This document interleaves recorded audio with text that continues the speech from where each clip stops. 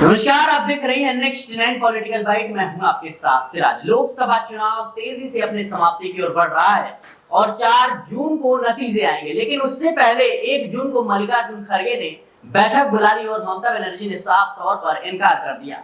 आखिर ममता बनर्जी इंडिया गठबंधन से दूरी क्यों बना रही है? क्या ममता बनर्जी एनडीए के समर्थन भी करती हुई नजर आएंगी?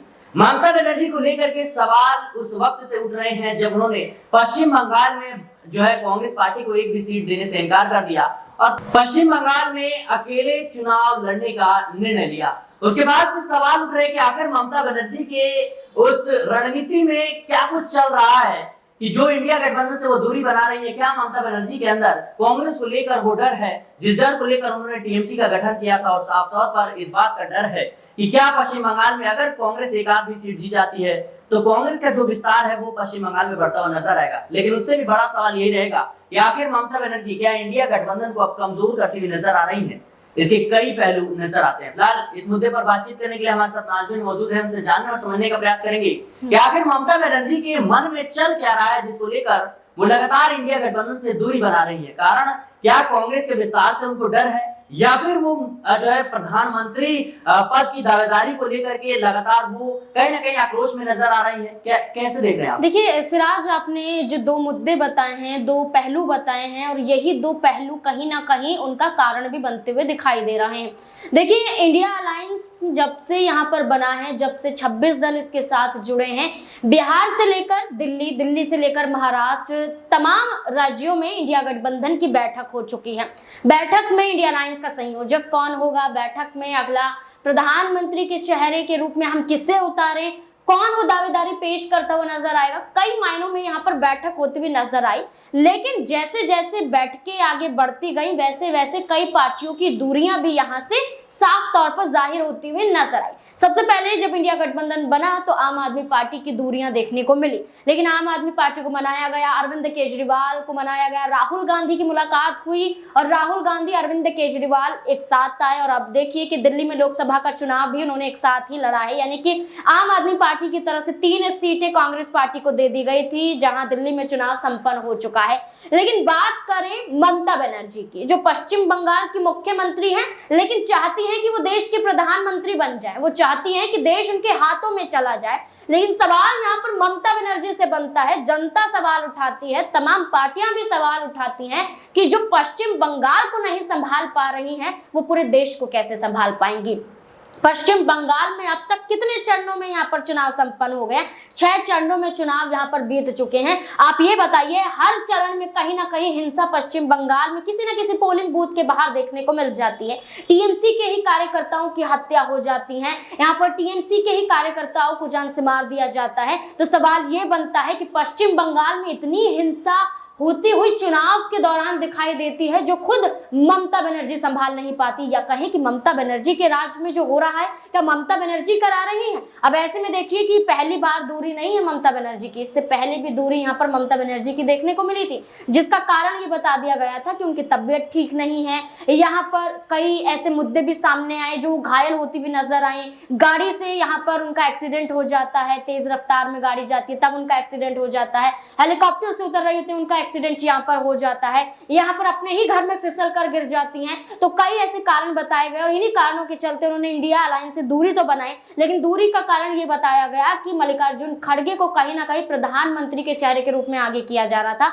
ये जो बैठक 1 जून को होगी, आखिरी चरण के मतदान वाले दिन, उस दौरान इंडिया अलायंस का मोटिव यही होगा कि प्रधानमंत्री का चेहरा कौन होगा, क्योंकि अब तो चुनाव संपन्न हो जाएंगे, 4 जून को नतीजे आएंगे, तो 4 जून के नतीजे से पहले एक चेहरा तो सटीक रूप से होना चाहिए। तो कहीं ना कहीं इस मीटिंग में फैसला होगा। लेकिन ममता बनर्जी की दूरी यही है कि आप सोनिया गांधी को आगे कर देते हैं, आप मल्लिकार्जुन खड़गे को आगे कर देते हैं, आप राहुल गांधी को आगे कर देते हैं, अरविंद केजरीवाल को आगे कर देते हैं, लेकिन ममता बनर्जी का नाम क्यों नहीं आता?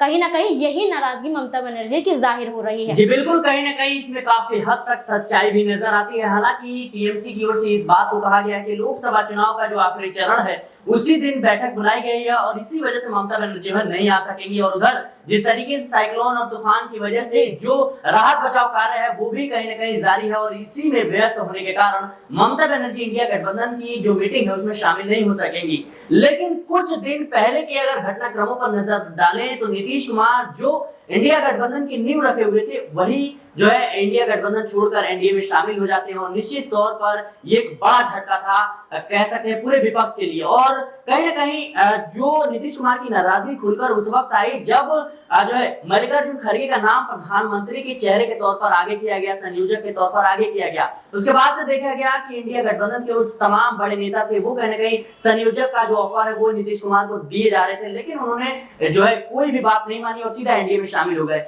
तो क्या ममता बनर्जी इस बात से नाराज है कि आखिर कांग्रेस पार्टी से ही क्यों प्रधानमंत्री चुने जाए? और निश्चित तौर पर देखिए नाज़रीन, जो ममता बनर्जी हैं वो बंगाल में सरकार चला रही हैं और निश्चित तौर पर जो प्रधानमंत्री की ये चुनाव है, लोकसभा का जो चुनाव है, इसमें जिसके पास ज्यादा सांसद होंगे, जिसके समर्थन में वही प्रधानमंत्री बनेगा। तो ममता बनर्जी अगर अपनी दावेदारी चाहती हैं तो निश्चित तौर पर उनको जो है अपने सांसदों की कह सकते हैं समर्थन चाहिए होगी। और अगर कांग्रेस के पास इतने समर्थन है पूरे देश में, अभी भी देखिए तो कांग्रेस एक बड़ी विपक्षी पार्टी है, तो निश्चित तौर पर जाहिर सी बात है कि जिसके समर्थन में ज्यादा लोग होंगे वही प्रधानमंत्री बनेगा। तो आखिर ममता बनर्जी की नाराजगी क्यों आ रही है सामने? देखिए, ममता बनर्जी को लेकर जैसे कि आपने दावा किया कि क्या कांग्रेस का परिवारवाद है, क्योंकि कांग्रेस पार्टी की बात करें तो यहाँ पर परिवारवाद देखा जाता है, पीढ़ी दर पीढ़ी आगे बढ़ रही है, लेकिन कोई नया चेहरा यहाँ पर नजर नहीं आता है। सोनिया गांधी यहाँ पर राहुल गांधी को ही चाहती हैं कि वो देश के प्रधानमंत्री से लेकर यहाँ पर मुख्यमंत्री तक की दावेदारियों में वो आगे ही नजर आए।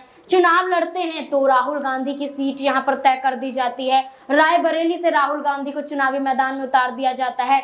रायबरेली की बात करें तो वो अपनी बेटी प्रियंका गांधी वाड्रा को चुनावी मैदान में उतार सकती थी, लेकिन नहीं, यहाँ पर उतार दिए जाते हैं राहुल गांधी। वायनाड से भी चुनाव लड़ रहे हैं। तो स्थिति यहाँ पर परिवारवाद की देखी जाती है और इसी परिवारवाद से ममता बनर्जी खफा हैं कि ये ना सिर्फ तमाम राज्यों में अपना विस्तार कर लेंगे बल्कि पश्चिम बंगाल में भी विस्तार करते हुए नजर आएंगे, क्योंकि देखा जाए तो यहाँ पर कांग्रेस पार्टी की तरफ से कई हमले किए जाते हैं।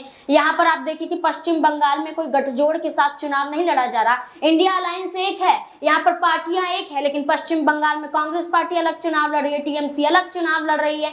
तो ये तस्वीर साफ है कि क्या यहाँ पर नजर आता है कि ममता बनर्जी की नाराजगी के क्या कारण है। तो ये दो पहलू यहाँ पर नजर आते हैं और नजर आता है कि यहाँ पर सिर्फ और सिर्फ फैसले कांग्रेस पार्टी द्वारा ही क्यों लिए जा रहे हैं। इंडिया अलायंस तो ममता बनर्जी को बैठक में बुलाया तो जा रहा है, अगर वो बैठक में शामिल नहीं होंगी तो आखिर फैसले कैसे लिए जा सकते हैं? देखिए, ममता बनर्जी को बुलाना ना बुलाना इंडिया अलायंस के ऊपर है, लेकिन ममता बनर्जी की एक आखिरी सवाल रहेगा कि क्या ममता बनर्जी इन तमाम फैसलों के पीछे कांग्रेस को चेतावनी देना चाहती है कि अगर आप लोगों ने मेरे पर ध्यान नहीं दिया तो मैं कहीं ना कहीं पाला भी बदल सकती हूँ? देखिए, नीतीश कुमार का उदाहरण दे देती हूँ। नीतीश कुमार जो बिहार में 9वीं बार मुख्यमंत्री बन जाते हैं एनडीए के समर्थन से, क्या है उनके पास? एनडीए अगर उन्हें छोड़ देगा तो जनता उन्हें पसंद करेगी? बिल्कुल नहीं। जनता तो वैसे भी नहीं पसंद कर रही है, क्योंकि जो कई बार चुनावी माहौल को देखते हुए पलटी मारते हुए नजर आते हैं, जो ये दावा करते हैं कि इंडिया अलायंस का नाम भी मैंने दिया, इंडिया अलायंस का गठन भी मैंने करवाया और सबसे पहली मीटिंग बिहार में हुई,